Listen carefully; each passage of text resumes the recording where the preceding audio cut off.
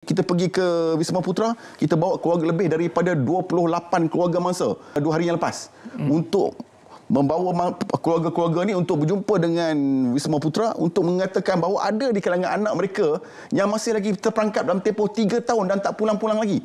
Dan mereka ini dipukul, didera, diseksa dan sudah tentulah kalaulah kata masalah ni dalam masa 6 bulan, kita bolehlah kita pejam mata. Tetapi dah bertahun-tahun.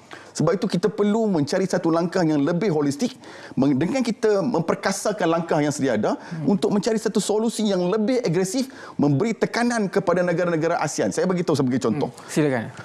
Di Cambodia memang mereka wujudkan task force.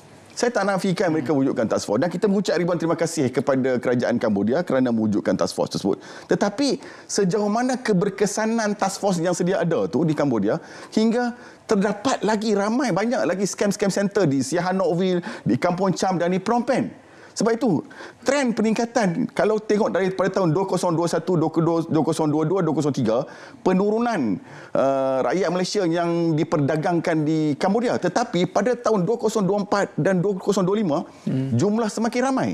Ini menunjukkan bahawa tidak konsisten. Jadi perlu dilakukan sesuatu daripada mungkin datang daripada Malaysia. Kerana kesempatan Malaysia yang menjadi chairman pengurusi negara ASEAN ni perlu dimanfaatkan semaksimum yang mungkin.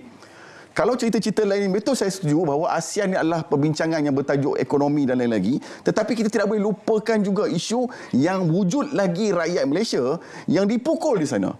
Baru ni saya bawa ada 12 orang rakyat Malaysia yang dipukul dengan teruk hanya kerana salah satu daripada keluarga mangsa mendedahkan muka anak dia yang masih lagi terperangkap di Cambodia. Dan 12 orang pun dah kena pukul kat sana.